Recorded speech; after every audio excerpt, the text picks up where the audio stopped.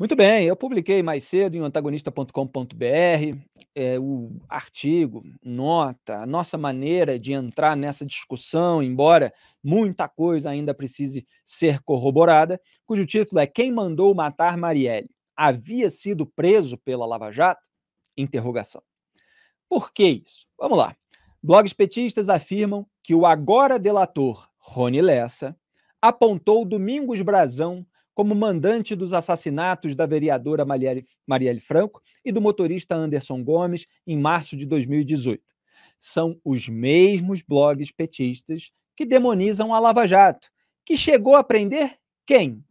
Domingos Brazão, cerca de um ano antes, durante a Operação Quinto do Ouro, desdobramento da Força Tarefa Anticorrupção no Rio de Janeiro.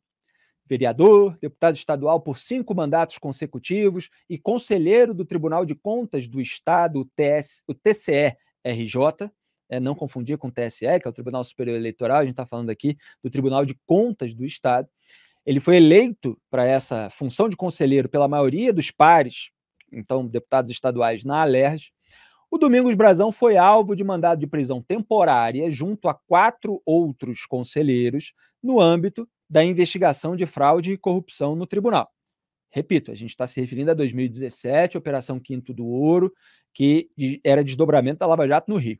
A operação teve como base a delação premiada de Jonas Lopes, ex-presidente do TCE, e também atingiu o ex-governador Sérgio Cabral e o ex-presidente da Alerj, Jorge Pisciani. Esse é aquele caso, para as pessoas que acompanham meu trabalho há muito tempo, que eu sempre citei, onde quer que eu estivesse trabalhando, em TV, rádio, ou na internet, como um dos exemplos assim mais ilustrativos da corrupção brasileira. Porque é um tribunal de contas que é responsável por avaliar as contas públicas de um governo, né, no caso o governo estadual, existe o Tribunal de Contas da União, que avalia as contas do governo federal. Então esse TCE, ele tinha 7 conselheiros. Um deles era o delator, outros 5 foram presos, só sobrou um.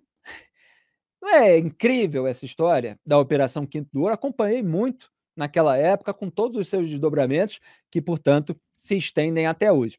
Os conselheiros foram acusados de receber propinas em troca de fazer vista grossa sobre desvios em obras no Estado.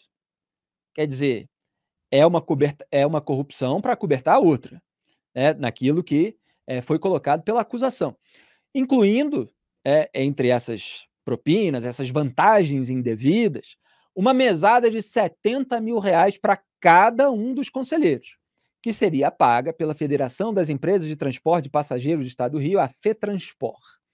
Naquela época, dados obtidos junto ao Conselho de Controle de Atividades Financeiras, o COAF, mostraram movimentações atípicas em várias contas de Brazão, além de uma evolução patrimonial de 27% entre 2014 e 2016, período que abarca a saída dele da Alerj e a sua entrada no TCE do Rio. Apesar de tudo, o Brazão não permaneceu na cadeia. O ministro Félix Fischer, do Superior Tribunal de Justiça, o STJ, revogou em 7 de abril de 2017 as prisões temporárias dos 5 conselheiros, alegando falta de pedido da Polícia Federal por novas diligências e estabelecendo que eles não poderiam deixar a cidade, deveriam entregar os passaportes em 24 horas e não poderiam ter contato com ninguém no TCE. O Brazão seguiu afastado da sua função até março de 2023. Já estamos falando do ano passado. Estamos aqui em janeiro de 2024. Então, em março de 23, quando a 13ª Câmara de Direito Privado determinou seu retorno ao tribunal por 2 votos a 1. Havia uma ação penal pendente de julgamento. Mesmo assim, e depois de um longo período afastado, ele poderia, em tese, retornar ao cargo de conselheiro, mas outro processo, em ação por improbidade, o impediu de reassumir esse cargo. E com uma base salarial de R$ 30.471, que era até um pouco menor do que de outros conselheiros que recebiam já por volta dos 35 mil, o Brazão já havia recebido mais de R$ 2 milhões do Estado, inclusive durante seu afastamento. Isso foi motivo de reportagem, de análise, nossa, inclusive, matérias da imprensa, análise nossa aqui eu fiz no trabalho individual, o antagonista na época, porque os 5 conselheiros, mesmo afastados do cargo, sob acusação de, na prática, venda de sentença, eles estavam recebendo salário de conselheiro. É impressionante o nível de mamata no Brasil.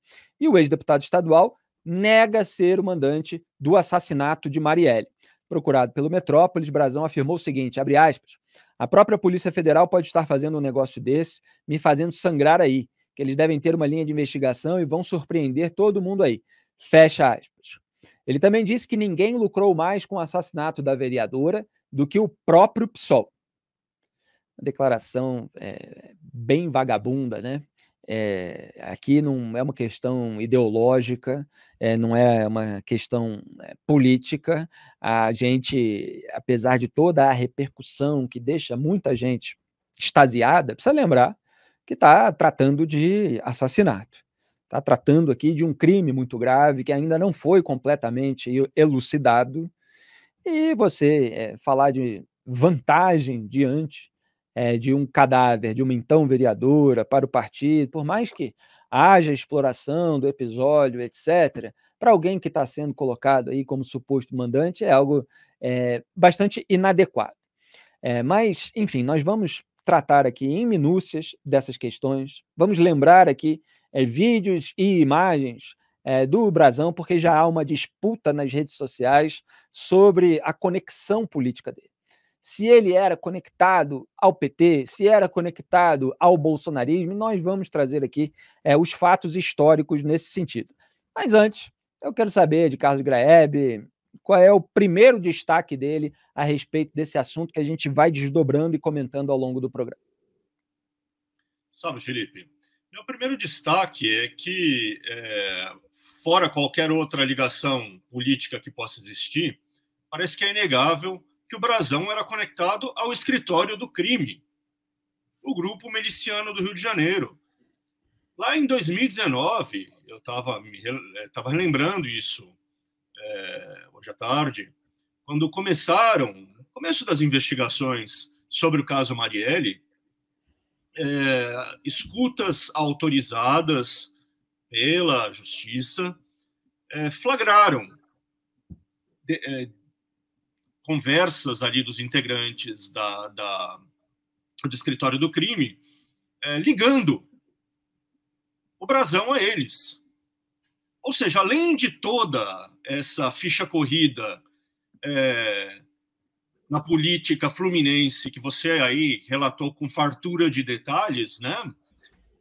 O Brazão e o entorno dele, a família dele também. Porque eles são, enfim, não sou especialista em Rio de Janeiro, mas eles são um clã influente no Rio de Janeiro. Tem gente representando os Brazão em Brasília também, Congresso Nacional, Chiquinho Brazão, se eu não me engano.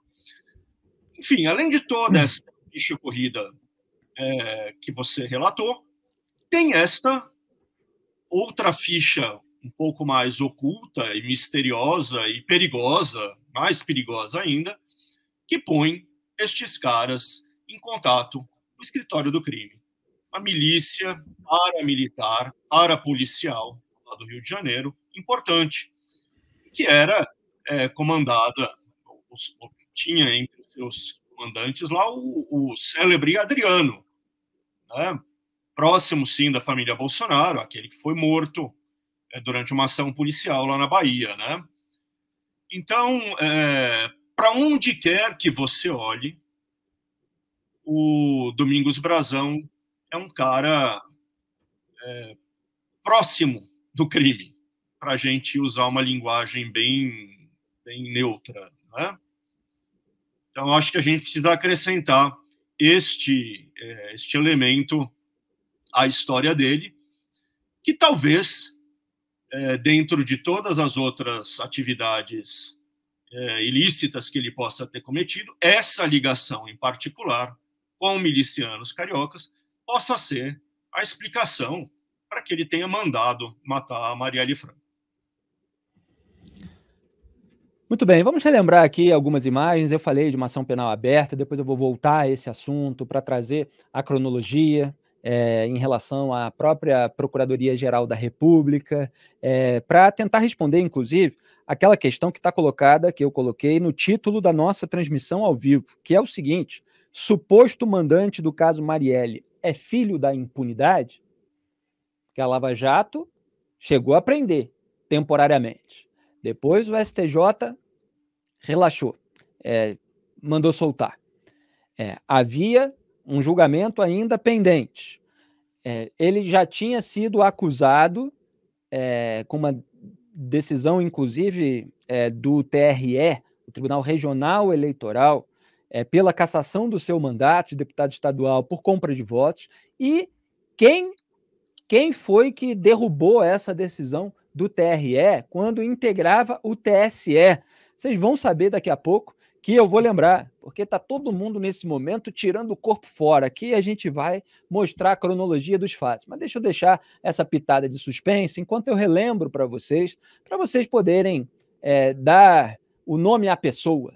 O discurso do Brazão, Domingos Brazão, esse suposto mandante do caso Marielle, de acordo com o que Rony Lessa teria dito, quando o Brazão foi eleito para o TCE.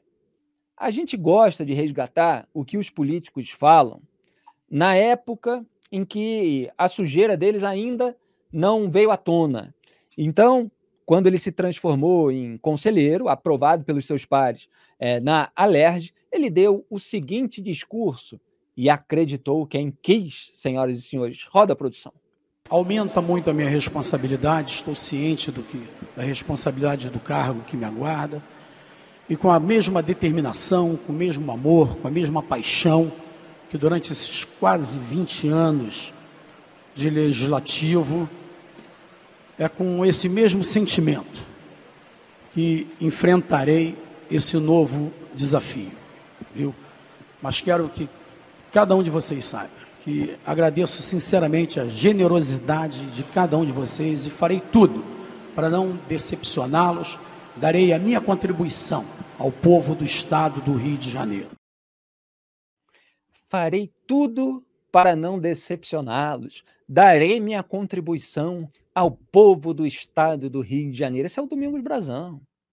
Olha quantas acusações foram feitas contra ele em diversas épocas e episódios.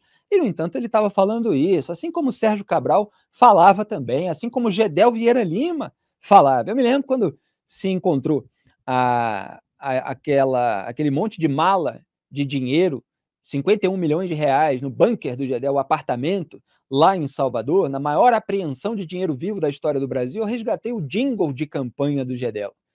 E era uma coisa assim tragicômica, né?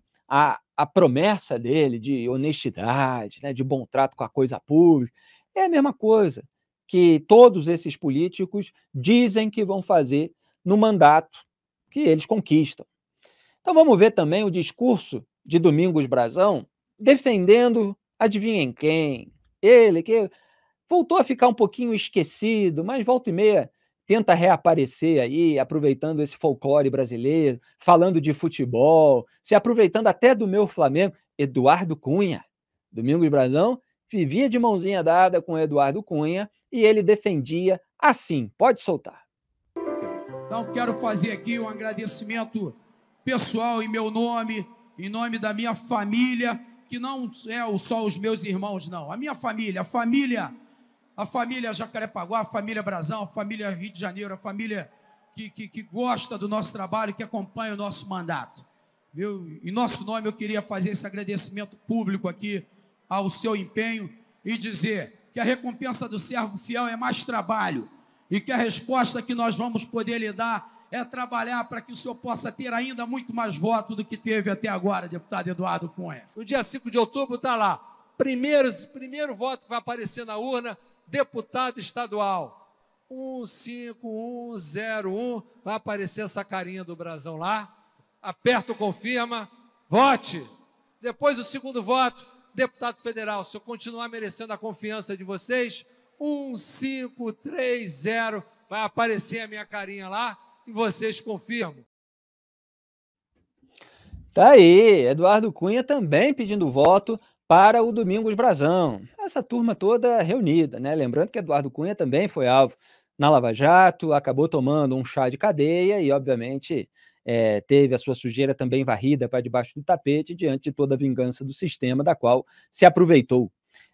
E a gente tem também mais um discurso do Brazão pró-Cunha. Vamos ver por todos os ângulos. Pode soltar. Eu sou o deputado Brazão, líder do PMDB. Quero dizer para você que votamos com o deputado federal Eduardo Cunha, que o deputado federal Eduardo Cunha é o melhor deputado federal do Brasil. O deputado federal Eduardo Cunha é o defensor do Estado do Rio de Janeiro, o defensor das famílias, o homem que está antenado às questões dos jovens, o homem que está lutando para acabar com a pouca vergonha da prova da ordem dos advogados que estão extorquindo as pessoas. É um homem corajoso, disposto, preparado para ser o nosso representante na Câmara Federal. Vota em 1530. Eduardo Cunha, o meu, o seu, o nosso deputado federal. Daí vocês viram o Domingos Brazão pedindo voto para Eduardo Cunha, outro que ficou todo encalacrado com a justiça. E agora, vamos lembrar quem Domingos Brazão apoiava ali na campanha de 2010 para a presidência da República. Vamos assistir, vamos ver, na verdade, algumas fotos, algumas imagens do Domingos Brazão. Eu vou narrando aqui para vocês. Pode soltar, produção. Olha ele aí do lado de Eduardo Cunha e os dois com a camisa de campanha de Dilma Rousseff. Tá ali o adesivão pedindo voto no PT na campanha de 2010. Domingos Brazão ao lado de Eduardo Cunha. Pode rodar mais uma. A gente tem o close aí do Domingos Brazão pedindo voto para Dilma Rousseff. Obviamente, isso está sendo ventilado por um lado nas redes sociais e a gente já vai ver o que o outro está falando. Mais uma foto pode passar. Aí temos Domingos Brazão no carro de campanha, ali na caçamba, né, fazendo aquele desfile quando se faz com microfone, pedindo voto para as pessoas que vão se cercando na rua. Então, Eduardo Cunha e Domingos Brazão, tá aí a mãozinha apontando para ele. Pode passar mais uma. Temos aí Domingos Brazão também no contato direto, distribuindo panfletos da campanha de Dilma Rousseff e, obviamente, pedindo votos para ele mesmo como candidato a deputado estadual. Naquele palanque que a gente mostrou com Eduardo Cunha estava pedindo voto para o Domingos Brazão como deputado estadual e pedindo para ele próprio, Cunha, como deputado federal. E ambos participaram da campanha por Dilma Rousseff lá atrás, né, em 2010. Depois, Eduardo Cunha, como presidente da Câmara, acabou aceitando abrir o processo de impeachment contra Dilma Rousseff, depois que a relação entre ele e o PT azedou. Aí temos um tweet do Domingos Brazão. Portanto, em nome de todas essas conquistas, é importante a escolha certa e nosso entendimento, a escolha certa é a Dilma. Postagem de 27 de outubro de 2010. Depois de 2 mandatos do Lula, era o primeiro mandato pelo qual estava concorrendo a sua criatura, Dilma Rousseff. Ela subiu ao poder ali, tomou posse em janeiro de 2011, ficou no primeiro mandato, foi reeleita em 2014 e foi alvo de impeachment em 2016. E aí teve mandato tampão do Michel Temer, seguido pela eleição de Jair Bolsonaro e depois novamente Lula. E a gente tem também o vídeo do irmão do Domingos Brazão, Chiquinho Brazão, já em 2022, fazendo campanha para Jair Bolsonaro. Pode soltar isso que está sendo ventilado por outro lado, colocando ali o Domingos no meio, mas o vídeo é do Chiquinho Brazão, que é o irmão dele. Esse estava em 2022 fazendo campanha para a família Bolsonaro. Vamos ver aí um trecho. Esse vídeo originalmente tinha música, né? A gente teve que tirar para mostrar aqui as imagens. Olha aí, a gente tem Flávio Bolsonaro ali nas ruas do Rio de Janeiro e o Chiquinho Brazão estava no microfone, está ali próximo. Então você tem aí as duas famílias unidas aí nessa eleição. Então você tem aí o histórico e, obviamente, os bolsonaristas estão apontando o vínculo do Domingos Brazão com o PT E os petistas estão apontando o vínculo da família Brazão com a campanha de Jair Bolsonaro em 2022. Aqui a gente tenta mostrar tudo dessa maneira independente para vocês terem o contexto completo. Vamos voltar aqui para o estúdio, produção?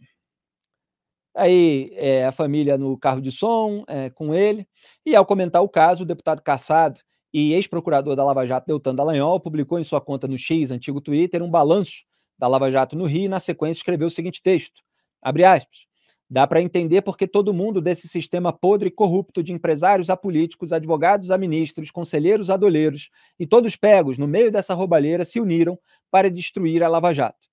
É uma pergunta, na verdade. É assim que a bandidolatria da esquerda, a impunidade e o sistema de injustiça brasileiro perpetuam o ciclo de criminalidade no Brasil, que vai de corrupção a assassinatos. Então, fecho aspas aí para o Deltan Dallagnol. Ele chegou, inclusive, e aí eu volto rapidamente para contextualizar, ele tratou ali do caso da Procuradoria-Geral da República, né? Porque foi em junho, eu resumi na minha introdução, mas aqui eu vou detalhar o que aconteceu para além do afastamento e do retorno, pelo menos determinado, ao cargo, pelo Domingos Brazão. Então vamos lá, em junho de 2019, o STJ finalmente aceitou a denúncia da Procuradoria-Geral da República contra o Domingos Brazão e os demais conselheiros, todos acusados de vender decisões judiciais. Então, olha só, 2017, Domingos Brazão foi preso pela Lava Jato, 2018 foi o assassinato da Marielle Franco e do Anderson Gomes. A gente aqui não está cravando quem foi que matou, a gente está relatando que os blogs petistas estão dizendo que o Rony Lessa, agora delator, apontou o Domingos Brazão como mandante. Então, Domingos Brazão, em 2017, preso pela Lava Jato, acabou solto, logo em seguida, em 2018, houve os assassinatos, em 2019, o STJ aceitou a denúncia da PGR contra o Brazão e outros conselheiros. A PGR afirmou que existia um esquema de venda de decisões do TCE do Rio, ou seja, os conselheiros recebiam suborno em troca de favorecer empresários durante o governo do multicondenado, para usar a expressão usada pelo Dallagnol, Sérgio Cabral, que agora está ensaiando o retorno à política, durante o governo Lula. E, de acordo com a PGR, até 20% dos contratos com órgãos públicos eram desviados e iam parar no bolso dos conselheiros. A PGR estima que o esquema desviou 35 milhões de reais entre 2006 e 2015. Portanto, apesar da prisão ter sido em 2017, era um esquema que já tinha vigorado ali pelo menos por 9 anos anteriores. E o STJ, de acordo com o Dallagnol, não julgou essa ação penal até hoje. E em março de 2023 aconteceu aquilo que eu apontei, da recondução do Brazão ao cargo de conselheiro por 2-1. Depois a gente detalha quem foi que deu o voto contrário, porque a gente vê tantas decisões do Poder Judiciário favoráveis aos acusados que às vezes a gente tem que reverenciar um pouquinho aqueles que não aderem a essas maiorias. Eu quero voltar aqui ao ponto que eu chamei a atenção como um aperitivo no começo da nossa cobertura, que é o título da transmissão ao vivo de hoje, que é o suposto mandante do caso Marielle é filho da impunidade. Então vamos lembrar aqui o seguinte, o Domingos Brazão, muito antes de ser alvo da Lava Jato, era deputado estadual no Rio de Janeiro e teve o seu mandato cassado pelo TRE, o Tribunal Regional Eleitoral, em 2011, portanto, 6 anos antes de ser preso temporariamente pela Lava Jato. Teve, repito, seu mandato cassado já naquela época de deputado estadual. Ele havia sido denunciado por captação ilícita de voto e conduta vedada a agente público durante a campanha eleitoral de 2010. Quer dizer, basicamente, traduzindo para o jargão popular, ele estava sendo acusado, denunciado por compra de voto. E a cassação se concluiu apenas em outubro daquele ano. Aí de 2010, parece... Não, ele foi cassado em 2011, se concluiu em 2011, A eleição que tinha sido em 2010, a eleição é por volta de outubro, então não dava para ser daquele mesmo ano. Então, a cassação se concluiu apenas em outubro de 2011. E alguns meses antes, esse que é outro ingrediente para se somar, em julho, o Ricardo Lewandowski, então ministro do Supremo Tribunal Federal e presidente do TSE, que é o Tribunal Superior Eleitoral, que está acima do TRE, ele concedeu liminar mantendo o mandato do Brazão, alegando que a lei da ficha limpa não se aplicava às eleições de 2010. No Brasil se demora muito a legislar num sentido mais restritivo contra os criminosos, e o Lewandowski alegou que no ano de 2010 não estava valendo ainda uma regra específica que foi criada pela lei da ficha limpa, portanto, não dava para enquadrar o Domingos Brazão naquilo que a denúncia estava querendo. Então, assim, o Lewandowski aliviou, alegando que estava cumprindo a legislação, a barra do Domingos Brazão em 2011, que, portanto, teve seu mandato de deputado estadual devolvido. Ele foi 5 vezes deputado estadual. Essa foi uma que ele ficou ali no telhado, subiu no telhado o mandato, mas depois desceu de novo e ele continuou lá. Aí acabou eleito para o Tribunal de Contas do Estado, pela Alerj, que a gente sabe como é que funciona no Rio de Janeiro. Lembram da lista do COAF, em que aparecia o Flávio Bolsonaro com os assessores de movimentação bancária típica, como o Fabrício Queiroz? Apareciam ali mais 26 deputados, eram 27 no total, cujos assessores tinham movimentação bancária típica. Então, foi parte dessa turma, aí, dessa galera, que anos antes tinha eleito o Domingos Brazão para o TCE. Aí ele foi preso temporariamente pela Lava Jato. Acabou solto por decisão do STJ, foi limitado ali, ficou afastado do cargo, teve que entregar passaporte, não sair da cidade durante determinado período, e em março de 2023 teve o seu cargo devolvido. Mas como havia ainda uma outra ação contra ele, não retomou diretamente o cargo. Mas havia, enfim, todo um julgamento pendente. Então, a questão é a seguinte: esse sujeito foi acusado várias vezes, foi denunciado várias vezes, houve a oportunidade de o Estado brasileiro prendê-lo, de o Estado brasileiro, por meio do seu poder judiciário, cassar o seu mandato, reduzir, portanto, o seu poder, restringir os seus meios de ação. Isso não aconteceu. E agora, repito, a gente não tem confirmação do conteúdo da delação do Rony Lessa, mas agora se aventa que o Rony Lessa está apontando o Domingos Brazão como mandante de um assassinato. Então, imagine que essa hipótese se confirme na prática. Alguém mandou matar 2 pessoas simplesmente porque estava solto, dada a leniência do sistema criminal, judicial brasileiro, que é leniente com os acusados de crime de colarinho branco. Aqui a gente toma cuidado, com todas as palavras, mas é isso.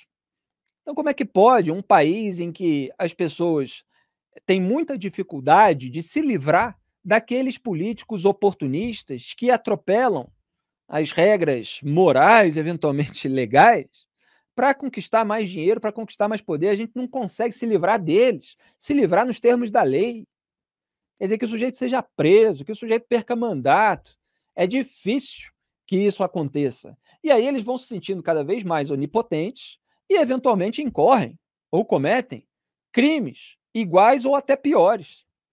Porque se você for comparar com compra de voto e com recebimento de propina, o assassinato de 2 pessoas, você como mandante, é um crime mais grave ainda. Acontece que o sujeito já devia estar sendo punido pelos crimes anteriores. Repito, se tudo for comprovado, etc. e tal. É isso. Bom, dificilmente vocês vão ver aí outro quadro tão completo como aquele que a gente colocou aqui sobre esse episódio. Obviamente, a gente vai continuar monitorando e trazendo para você todas as informações, sem esses vieses que a gente vê por aí no debate público, nas redes sociais, nos veículos de comunicação.